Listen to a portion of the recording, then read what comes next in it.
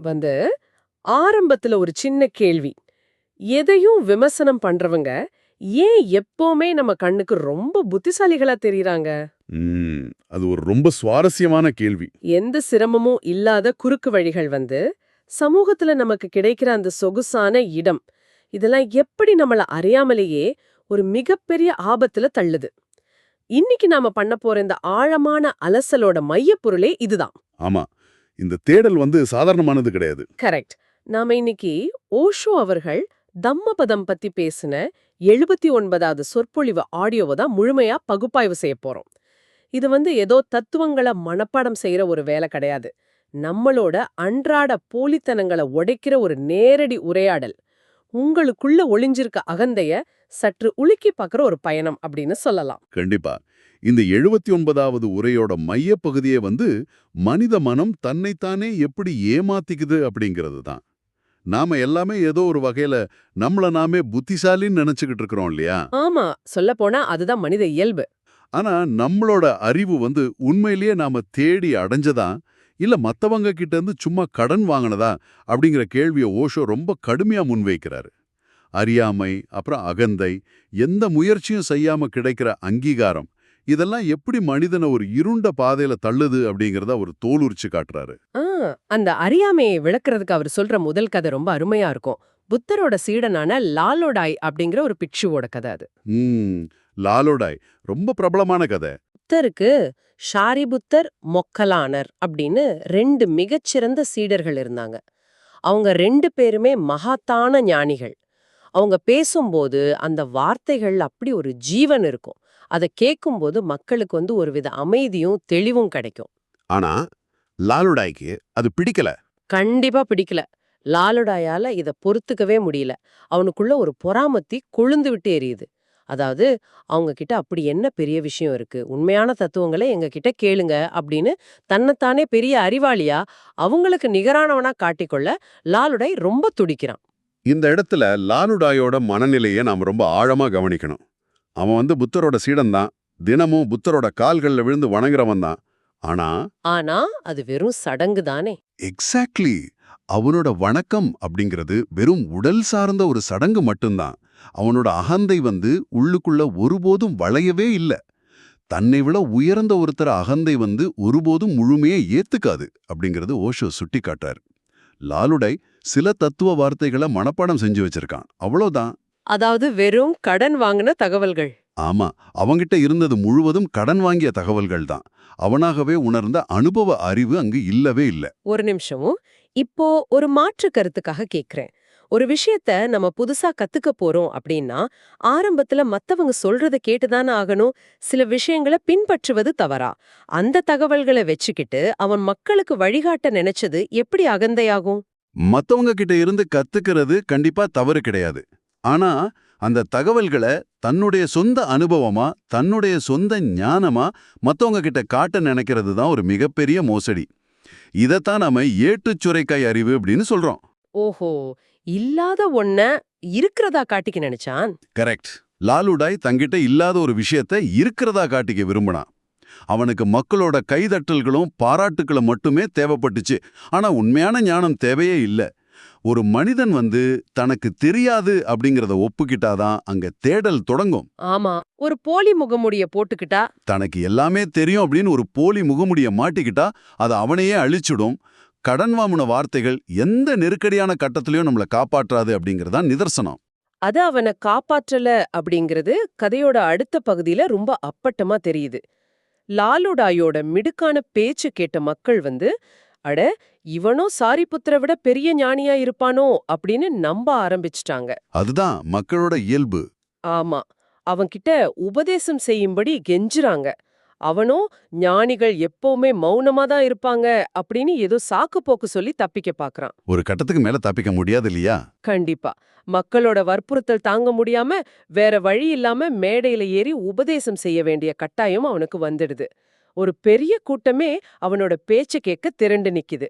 மேடையில ஏறின லாலுடாய் ஒரு மாதிரி தொண்டைய கணைக்கிறான். உபாசகர்களே அப்படின்னு ஆழமான குரல்ல ஆரம்பிக்கிறான். ஆனா வார்த்தைகள் வரல. அவ்வளவுதான். அவனுக்கு மேற்கொண்டு எந்த வார்த்தையும் வரல. தொண்டை அடைக்குது. திரும்ப திரும்ப உபாசகர்களே உபாசகர்களே அப்படின்னு திக்கி திணறுறான்.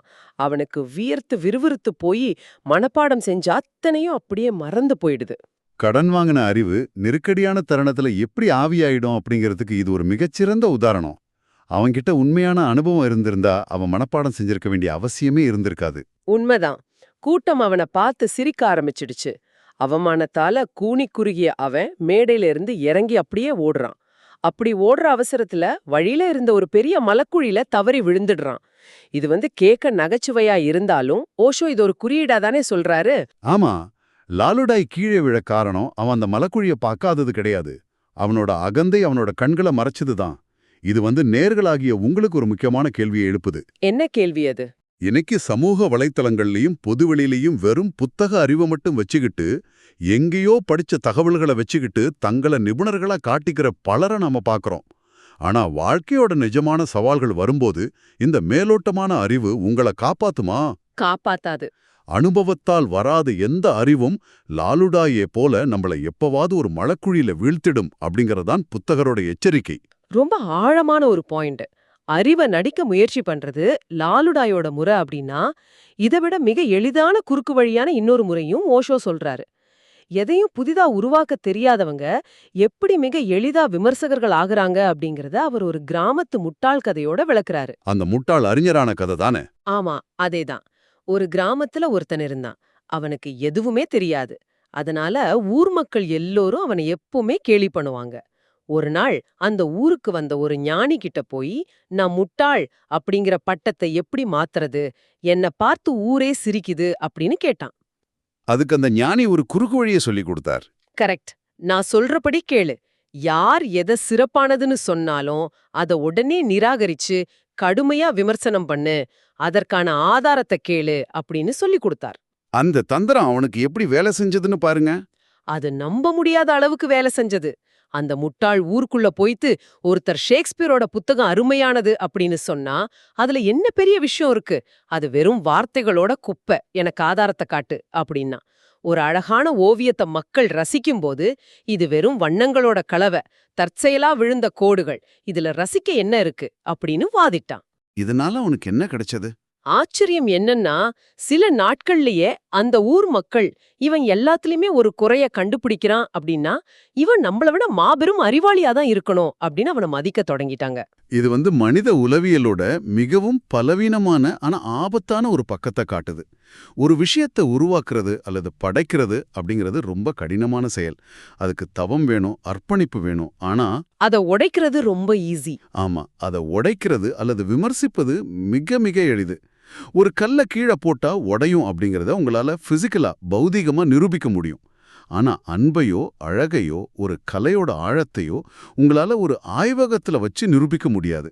அதனால உயர்ந்த விஷயங்களையும் நுட்பமான உணர்வுகளையும் விமர்சனம் பண்றதும் நிராகரிப்பதும் ரொம்ப எளிதான வேலை. ஆனா இங்க எனக்கு ஒரு சிக்கல் தோணுது. விமர்சனமே கூடாது அப்படின்னா எப்படி தவறுகளை திருத்திக்கிறது? ஆக்கப்பூர்வமான விமர்சனங்களும் இந்த உலகத்துக்கு தேவைதானே? ஒரு நல்ல விமர்சகனுக்கும் தகுதியற்ற ஒரு போலி அறிஞனுக்கும் என்ன வித்தியாசம்? அது மிகச்சரியான கேள்வி. ஆக்கப்பூர்வமான விமர்சனம் அப்படிங்கிறது ஒரு விஷயத்தை மேம்படுத்துவதற்காக ஆழமான புரிதலோடு செய்யப்படுறது. ஆனா ஓஷோ குறிப்பிடும் விமர்சகர்கள் தங்களால எதையும் புதிதா படைக்க முடியாது அப்படிங்கிற இயலாமையை மறைக்கிறதுக்காக மத்தவங்களை விமர்சனம் பண்றவங்க. ஓ, அவங்க எதையும் மேம்படுத்த விரும்புறதில்ல. கண்டிப்பா இல்ல. அவங்க எதையும் மேம்படுத்த விரும்புறதில்ல. மாறா மத்தவங்களை கீழே தள்ளுவதன் மூலமா தாங்கள் உயர்ந்த இடத்துல இருக்கிறதா ஒரு மாயையை உருவாக்கிக்கிறாங்க. இன்னைக்கு சமூகத்துல இணையத்துல எந்த ஒரு நல்ல விஷயத்தையோ அல்லது நல்ல படைப்பையோ கண்மூடித்தனமா தாக்கி அழிக்கிற கலாச்சாரத்தை நம்ம பார்க்கறோம் இல்லையா? ஆமா, ரொம்ப பரவலா இருக்கு. ஒரு திரைப்படத்தையோ புத்தகத்தையோ கடுமையா திட்டுனா அவங்களுக்கு ஒரு போலி மிடுக்கு வந்துடுது. அதேதான். விமர்சிப்பதன் மூலமா அவங்க தங்களை அறிவுஜீவிகளை காட்டிக்க முனைறாங்க. ஆனா உண்மையில அவங்க உள்ளீடற்றவங்க. தங்களை அறிவாளிகளை காட்டிக்க அவங்க தேர்ந்தெடுத்த மிக எளிதான குறுக்கு வழிதான் அது. இந்த தகுதியற்றவங்க எப்படி சுலபமா மக்களோட கவனத்தை ஈர்க்கறாங்க அப்படிங்கறத விளக்க ஓஷோ தன் வாழ்வில நேரில் கண்ட ஒரு நிகழ்வையும் பகிர்றாரு. அவரு ஒரு முறை ஒரு கூட்டத்துக்கு போயிருந்தப்போ அங்க ஒரு மனிதருக்கு திடீர்னு காக்கா வலிப்பு வந்திருக்கு. அவர் வாயில நுர தள்ளி கண்கள் சொருகி கீழே விழுந்து கிடக்குறாரு. ஆனா சுற்றி இருந்த மக்கள் என்ன பண்ணாங்க தெரியுமா? இது ஒரு கிளாசிக் உதாரணம். ஆமா, அவர் ஏதோ சமாதி நிலைக்கு போயிட்டாரு, கடவுளோட பேசிட்டு இருக்காரு அப்படின்னு நம்பி அவரை சுற்றி விழுந்து வணங்க ஆரம்பிச்சிட்டாங்க. மக்களோட அறியாமையே இதைவிட தெளிவா விளக்க முடியாது. ஒரு உடல்நல குறைபாட்ட கூட ஆன்மீகத்தின் உச்சம் அப்படின்னு நம்புற அளவுக்கு சமூகம் சிந்தனை திறனை இழந்திருக்கு. இத ஒரு முட்டாள்தனம் அப்படின்னு உணர்த்த நினைச்ச ஓஷோ தன்னுடன் வந்த ஒரு சாதாரண மனிதரை கூப்பிட்டு ஒரு திட்டம் போடுறாரு. நீ போய் அங்க ஒரு மரத்தடியில உட்கார, 3 நாட்கள் யாரிடமும் எதுவும் பேசாத, கண்களை மூடிக்கிட்டு அமைதியா மட்டும் இரு அப்படின்னு சொல்லியிருக்காரு. அவர் அமைதியா இருந்தாரா? ஆமா, அந்த மனிதரும் அவர் சொன்னபடியே ஒரு வார்த்தை கூட பேசாம சிலையா உட்கார்ந்திருந்தாரு. அடுத்த சில மணி நேரங்கள்லயே அந்த ஊர் மக்கள் இந்த சாதாரண மனிதரையும் ஒரு பெரிய ஞானியாக்கி அவர்கிட்ட ஆசி வாங்க நீண்ட வரிசையில நின்னுட்டாங்க. எதையும் செய்யாம மௌனமா இருக்கிறதே ஒரு மாபெரும் சாதனை அப்படின்னு மக்கள் தங்கள தாங்களே ஏமாத்திக்கிட்டாங்க. இதுல நாம கவனிக்க வேண்டியது போலி சாமியார்களோட தண்டரத்தை மட்டும் இல்ல, அவங்கள உருவாக்குற மக்களோட மனநிலையும் தான். மக்கள் தங்களுடைய சொந்த வாழ்க்கையோட பொறுப்புகளை தட்டி கழிக்க இப்படிப்பட்ட மாயைகளை தேடி ஓடுறாங்க. ஆமா, அவங்களுக்கு ஒரு ஈஸி வழி தேவைப்படுது. கரெக்ட். விமர்சனம் பண்றவங்களும் இப்படி போலித்தனத்துல உழல்றவங்களும் எப்பவுமே புற உலகிலேயே தான் கவனம் செலுத்துறாங்க. மத்தவங்களை சிறியவர்களாக்க துடிக்கிறாங்க, அல்லது எதையும் செய்யாதவங்கள பெரியவர்களாக்கி வணங்குறாங்க. ஆனா ஒரு உண்மையான தேடல் உள்ளவர் ஒருபோதும் மத்தவங்கள பத்தி விமர்சிப்பதுல நேரத்தை வீணாக்க மாட்டார். அவர் தன்னைத்தானே செதுக்கிக் கொள்வதில தான் முழு கவனத்தையும் செலுத்துவார். தன்னைத்தானே செதுக்கிக் கொள்வது அப்படிங்கறத பத்தி பேசும்போது ஓஷோ அந்த 79வது உரையில புத்தரோட புகழ்பெற்ற காதை ஒண்ணு மேற்கோள் காட்டுறாரு. அதாவது, பயன்படுத்தப்படாத மந்திரங்கள் தூசி அடைகின்றன, சுத்தம் செய்யப்படாத வீடு அழுக்காகிறது. இது ரொம்ப ஆழமான ஒரு வரி. ஆமா, கேட்க மிக எளிமையான அன்றாட விஷயம் போல தெரிஞ்சாலும் இத விளக்க அவர் ஒரு ஜென் கதைய பயன்படுத்துறாரு. தன் வாழ்வோட வழிகாட்டுதல் வேண்டி ஒரு குரு கிட்ட வந்த சீடனை அந்த குரு ஒரு சத்திரத்தோட காவலாளி கிட்ட அனுப்பி வைக்கிறாரு. அந்த சீடன் அங்க போய் பார்த்தா அந்த காவலாளி ஒரு விசித்திரமான வேலையை செஞ்சுட்டு இருக்கான். என்ன வேலை அது? அவன் 24 மணி நேரமும் ஏற்கனவே மிக சுத்தமா பளபளன்னு இருக்கிற பாத்திரங்களையே திரும்ப திரும்ப தொடச்சு சுத்தம் செஞ்சுக்கிட்டே இருக்கான். இத பார்த்த சீடனுக்கு ஒன்னும் புரியல. ஏற்கனவே சுத்தமா இருக்கிற பாத்திரங்களை ஏன் மீண்டும் துடைக்க வேண்டும், என்ன பைத்தியக்காரத்தனம் இது அப்படின்னு குழப்பம் அடையறான். ஆனா அதுல எந்த பைத்தியக்காரத்தனமும் இல்ல. அந்த ஜென் குரு அந்த சீடனுக்கு உணர்த்த வந்த உண்மை மிக ஆழமானது. பாத்திரங்களை பயன்படுத்தினாலும் பயன்படுத்தாவிட்டாலும் காற்றுல உள்ள தூசி எப்படி தொடர்ந்து அதன் மேல் படிந்துகிட்டே இருக்கோ அதே போலதான் மனித மனதும். அப்போ நாம எதுவும் செய்யாம இருந்தாலும் தூசி படியுமா? கண்டிப்பா. நாம எதுவும் செய்யாம சும்மா இருந்தாலும் நம்ம மனசுல எண்ணங்கள், ஆசைகள், சமூகத்தோட தாக்கங்கள், எதிர்பார்ப்புகள், இது எல்லாத்தாலையும் அறியாமை அப்படிங்கிற பெருந்தூசி படிந்துகிட்டே தான் இருக்கு. இதுக்கு பேரு தான் அவித்தை அல்லது அறியாமை. ஒரு நிமிஷம், அறியாமை அப்படின்னா ஏதோ ஒரு விஷயம் தெரியாம இருக்கிறது அப்படின்னு தானே இது வரைக்கும் நாம நினைச்சிருக்கோம். இது எப்படி தூசியா மாறும்? அதுதான் நுட்பமான விஷயம். இங்கே அவித்தை அப்படிங்கிறது ஏதோ ஒரு தகவல் தெரியாம இருக்கிறது கிடையாது. அது ஒரு மாயை. எது தேவையற்றதோ அதை தேவையானது அப்படின்னு நம்ப வைக்கும் மாயை. எது நம்மள அழிக்குமோ அதை ஆனந்தம் அப்படின்னு நம்ப வைக்கும் மாயை. ஓஹோ, அதுதான் அந்த தூசி. ஆமா, இந்த மாயை தான் தூசியா மனச மூடுது. அதனால மனதை ஒருமுறை சுத்தம் செஞ்சுட்டேன், இனி எனக்கு எந்த பிரச்சனையும் இல்ல அப்படின்னு யாரும் சொல்ல முடியாது. அது அன்றாடம் செய்ய வேண்டிய ஒரு தொடர்ச்சியான தூய்மை பணி. அருமை. இந்த இடத்துல தான் அந்த 2 முக்கியமான வார்த்தைகளை ஓஷோ பிரித்து காட்டுறாரு. அத்தியனம் அப்புறம் சுவாத்தியாயம். இது இந்த உரையோட மிக முக்கியமான பகுதியா நான் பார்க்கறேன். இத நாம இன்றைய காலகட்டத்தோட ஒப்பிட்டு பார்த்தா, நம்ம யூடியூப்ல நூற்றுக்கணக்கான உடற்பயிற்சி வீடியோக்களை பார்க்கறோம், நிறைய புத்தகங்களை படிக்கிறோம். அது அத்தியனம், அதாவது வெறும் தகவல்களை சேகரிக்கிறது. ஆனா ஒரு நாள் கூட ஜிம்முக்கு போய் உடற்பயிற்சி பண்றது கிடையாது. மிகச்சரியான ஒப்பீடு. அத்தியனம் அப்படிங்கிறது வெளியிலிருந்து உள்ளே கொண்டு வர்றது. புத்தகம் படிக்கிறது, பிறர் சொல்றது கேட்கறது, இதெல்லாம் இதுல அடங்கும். ஆனா சுவாத்தியாயம் அப்படிங்கிறது அந்த தகவல்களை தன் வாழ்க்கையில சோதிச்சு அனுபவிச்சு அதை தன் சொந்த உணர்வா ஞானமா மாத்துறது. செரிமானமாகிற மாதிரி. கரெக்ட். நீங்க எவ்வளவு விலை உயர்ந்த சத்து நிறைந்த உணவை சாப்பிட்டாலும் அது உங்க வயிற்றுல சரியா செரிக்கல அப்படின்னா அது எப்படி உடலுக்கு விஷமா மாறுமோ அதே போலதான் தகவல்களும். உங்க வாழ்க்கையில செரிக்காத அனுபவமாகாத எந்த ஒரு அறிவும் உங்களுக்குள்ள அகந்தையை மட்டுமே வளர்க்கும். லாலுடாய்க்கு நடந்தது அதுதானே? ஆமா, லாலுடாய்க்கு நடந்தது அதுதான். அவன்கிட்ட அத்தியனம் இருந்தது, ஆனா சுவாத்தியாயம் இல்ல. அவன் உணவு சாப்பிட்டான், ஆனா அது செரிக்காம உள்ளேயே விஷமாகி அவனோட கண்களை மறைச்சிடுச்சு. அப்படியானால் மனிதர்கள் ஏன் இந்த ஸ்வாத்தியாயம் அப்படிங்கிற கடினமான பாதையை தேர்ந்தெடுக்க தயங்குறாங்க? ஏன் பெரும்பாலான மக்கள் லாலுடாய் போலவோ அல்லது அந்த கிராமத்து முட்டாள் போலவோ ஒரு குறுக்கு வழியில வாழ விரும்புறாங்க? ஏன்னா குறுக்கு வழி ரொம்ப வசதியானது. புத்தர் இதுக்கு மிக கடுமையான ஒரு பதில சொல்றாரு. வெட்கமில்லாத ஒரு காக்கைய போல சந்தர்ப்பவாதியா வாழ்ற மனிதனோட வாழ்க்கை இந்த சமூகத்துல மிகவும் சொகுசாவும் சுலபமாவும் கழியுது அப்படின்னு சொல்றாரு. ஒரு காக்கை எப்படி எதற்கும் வெட்கப்படாம எங்கும் போய் கத்தி தனக்கான உணவை பிடுங்கிக்குதோ, அதுபோலதான் தார்மீக நெறிகள் இல்லாதவங்க, சுயநலவாதிகள் ரொம்ப வசதியா வாழ்றாங்க.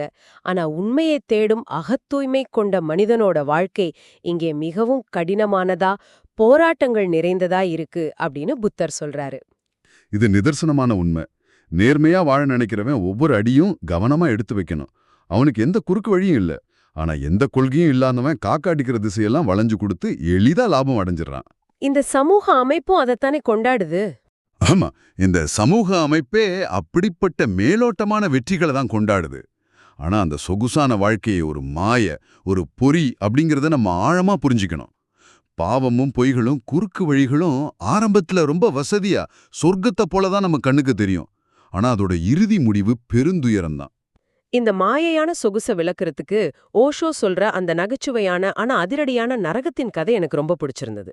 நரகத்துல தேநீர் விடவேளை. ஆமா, அதேதான். இறந்த ஒருத்தன் நரகத்துக்கு போறான். அங்க உள்ள அதிகாரி அவன்கிட்ட, இங்கு 3 அறைகள் இருக்கு, நீ ஏன் ஒவ்வொன்னா பார்த்து உனக்கு எது வசதியோ அதை தேர்ந்தெடுத்துக்கலாம் அப்படின்னு சொல்றான். அந்த மனிதன் முதல் அறைய திறந்து பார்க்கறான். அங்க உள்ளவங்கள பேய்கள் சாட்டையால அடிச்சு துன்புறுத்திட்டு இருக்கு. ஐயையோ, இது ரொம்ப பயங்கரமா இருக்கே, இது வேண்டாம் அப்படின்னு 2வது திறக்கறான். அங்க மனிதர்களை நெருப்புல வாட்டிக்கிட்டு இருக்காங்க. அத பார்த்த உடனே கதவை சாத்திருப்பான். ரொம்ப பயந்து போய் கதவை சாத்திட்டு 3வது அறைய திறக்கறான். அங்க காட்சி முற்றிலும் வேறா இருக்கு. முழங்கால் அளவு இருக்கிற ஒரு நாற்றம் அடிக்கும் மலக்குழியில மக்கள் நின்னுட்டு இருக்காங்க. ஆனா அவங்க கைகள்ல ஒரு தேநீர் கோப்பை இருக்கு. எல்லாரும் அமைதியா தேநீர் குடிச்சிட்டு இருக்காங்க. மனித மனம் எப்படி சமரசம் செஞ்சுக்குது அப்படிங்கறத நீங்க இங்க கவனிக்கணும். ஆமா, அந்த மனிதன் நினைக்கிறான், அட இது பரவாயில்லையே, கொஞ்சம் நாற்றம் அடிச்சாலும் நெருப்புலயும் சாட்டை அடியிலையும் சித்திரவதை செய்யப்படுறதை விட முழங்கால் அளவு அசிங்கத்துல நின்னுகிட்டு நிம்மதியா தேநீர் குடிக்கிறது எவ்வளவோ மேல அப்படின்னு நினைச்சு அந்த அறையே தனக்கான நரகமா தேர்ந்தெடுக்கிறான். அவனுக்கும் தேநீர் கிடைச்சதா? ஆமா, அவனுக்கும் ஒரு கப் தேநீர் கொடுக்கப்படுது. அவனும் அந்த மலைக்குழியில இறங்கி நின்னு குடிக்க ஆரம்பிக்கிறான். அது ஒரு இதமான தேநீர் இடைவேளையா அவனுக்கு தோணுது. ஆனா அவன் பாதி தேநீரை குடிக்கும்போது திடீர்னு ஒரு அபாயச் சங்கு ஒலிக்குது. அதிகாரி உள்ள வந்து, தேநீர் இடைவேளை முடிந்தது, இப்ப எல்லாரும் இந்த மலைக்குழியில தலைகீழா நில்லுங்க அப்படின்னு கத்துறான். இது கேட்க நகைச்சுவையா இருந்தாலும் இது மனித குலத்துக்கான ஒரு மிகப்பெரிய எச்சரிக்கை. நரகம் அப்படிங்கிறது எப்பவுமே ஆரம்பத்துல ஸ்வர்க்கம் போலதான் காட்சியளிக்கும். தவறான பழக்கங்களும் பொய்மையும் குறுக்கு வழிகளும் அப்படித்தான். ஆரம்பத்துல அது தரும் தேநீர் இடைவேளை ரொம்ப இனிமையா சொகுசா இருக்கும். நாம அந்த வசதிக்கு பழகிடுவோம் இல்லையா? ஆமா, நாம பழகிடுவோம். ஆனா நேரம் வரும்போது அது உங்களை தலைகீழா திருப்பி நீங்க நினைச்சு கூட பார்க்க முடியாத துயரத்துல ஆழ்த்திடும். மறுபுறம் நேர்மையோட பாதை, உண்மையின் பாதை அப்படிங்கிறது செங்குத்தான மலையில ஏறுறது போல. ஆரம்பத்துல ரொம்ப கடினமா இருக்கலாம், கால்கள் வலிக்கலாம். ஆனா இறுதியில மலையுச்சியை அடைஞ்சதும் அதுவே உங்களுக்கு நித்தியமான அமைதியையும் சுத்தமான காற்றையும் விடுதலையும் தரும். இதையேதான் புத்தர் மறுபிறவி அப்படிங்கிற சுழற்சியோடும் இணைச்சு பேசுறாரு. அகந்தையிலையும் மத்தவங்கள விமர்சனம் பண்றதுலயும் உழல்ற மனிதர்கள், லாலுடாய் எப்படி அந்த மலக்குழியில விழுந்தானோ அதே போல் மீண்டும் மீண்டும் பிறவி என்னும் குழியிலேயே விழறாங்க அப்படின்னு அவர் மிக கடுமையா எச்சரிக்கிறாரு. ஓஷோவோட இந்த 79வது உரை பிறப்பு இறப்பு சுழற்சிய ஒரு புதிய கோணத்துல அணுகுது. ஆமா, ஓஷோ இதை குறிப்பிடும்போது தாயின் கருப்பையையே ஒரு இருண்ட வசதியற்ற குழியாதான் உருவகப்படுத்துறாரு. மீண்டும் மீண்டும் பிறப்பெடுக்கிறது அப்படிங்கிறது நம்மளோட அறியாமையால நம்மள நாமே செதுக்கிக் கொள்ள தவறியதால மீண்டும் ஒரு இருண்ட குழியில போய் விழுவதற்கு சமம் அப்படின்னு சொல்றாரு. அப்போ அகந்ததான் காரணமா? கண்டிப்பா. நாம ஒவ்வொரு முறையும் மத்தவங்கள குறை சொல்லும் போதும், நம்ம அகந்தைய வளர்க்கும் போதும், போலியா நம்மள பெரிய ஆளா காட்டிக்கொள்ளும் போதும் நமக்கான நரகத்தை நாமே தயார் செஞ்சுக்கிறோம் அப்படிங்கறத நாம ஆழமா உணரணும். அறியாமை அப்படிங்கிற தூசியை துடைக்காத வரை இந்த சுழற்சியிலிருந்து நமக்கு விடுதலையே கிடையாது. இது உண்மையிலே ஒரு மிகப்பெரிய விழிப்புணர்வு தரும் தேடலா இருந்தது. ஓஷோவோட 79வது சொற்பொழிவுல இருந்து நாம இன்னைக்கு விரிவா பார்த்த விஷயங்களை ஒன்னா இணைச்சு பார்த்தா நம்மளோட அன்றாட பிடிகள் எவ்வளவு தெளிவா புரியுது. ஆமா, ரொம்ப அப்பட்டமா தெரியுது. நத்தவங்கள விமர்சிக்கிறதுலயும் அவங்க செஞ்சதற்கான ஆதாரத்தை கேட்கறதுலயும் நம்மளோட சக்தியும் நேரத்தையும் வீணாக்க கூடாது. அந்த சக்தியை பயன்படுத்தி அந்த தொடர் தூய்மை பணியின் மூலமா நம்மள நாமே செதுக்கிக் கொள்ளணும். வெறும் தகவல்களை சேகரிச்சு தலையில ஏத்திக்கிறது அத்தியனம் மட்டுமே. அதை தாண்டி அதை களத்துல செயல்படுத்தி சுவாத்தியாயம் மூலமா நம்ம வாழ்க்கையில செரிக்க வைக்கணும். குறுக்கு வழிகள் தரும் மாயையான சொகுச நம்பி ஏமாறக்கூடாது. நீங்க சொன்னது போல இது வெறும் தத்துவம் அல்ல, இது ஒரு வாழ்க்கை முறை. இந்த அலசல முடிக்கும் முன் நேர்களாகிய உங்களுக்கு ஒரு இறுதி சிந்தனைய, ஒரு நேரடியான கேள்வியை நான் முன்வைக்க விரும்புறேன். சொல்லுங்க. ஓஷோவும் புத்தரும் மனிதர்கள் தங்கள் அகந்தையால மீண்டும் மீண்டும் இருண்ட குழியில விழுவதை பத்தி எச்சரிக்கிறாங்க அப்படின்னு பார்த்தோம். மரணத்துக்கு பிறகான நரகத்தையோ அடுத்த பிறவியையோ ஒரு புறம் வைங்க. இன்று இந்த நிமிடம் உங்கள் அன்றாட வாழ்வில நீங்க எந்தெந்த பழக்க வழக்கங்கள்ல, வசதியான மாய குழிகள்ல உங்களை அறியாமலேயே தலைகீழா நின்னுட்டு இருக்கீங்க? இது யோசிக்க வேண்டிய கேள்வி. ஆமா, அது மணிக்கணக்கில் எந்த பயனும் இல்லாம சமூக வலைதளங்கள்ல மூழ்கி கிடப்பதா இருக்கலாம், மத்தவங்கள பத்தின பயனற்ற கிசுகிசுக்கள்ல ஈடுபாடு காட்டுறதா இருக்கலாம், அல்லது உங்களுக்கு வளர்ச்சி தராத ஆனா சொகுசான ஒரு வேலையில அல்லது உறவுல சிக்கி கிடப்பதா இருக்கலாம். உங்களுக்கு தெரியும் அது ஒரு மலக்குழின்னு, ஆனால் அந்த சிறிய தேநீர் இடைவேளைக்காக அங்க நிக்கிறீங்க. அந்த பழக்கமான நரகத்திலிருந்து இன்று ஒரே ஒரு அடி வெளியே எடுத்து வைக்க நீங்க என்ன செய்ய போறீங்க? ரொம்ப ஆழமா சிந்திங்க. உங்களுக்கான பதில தேடுங்க. மீண்டும் ஒரு ஆழமான அலசல்ல சந்திப்போம். விடைபெறுகிறோம்.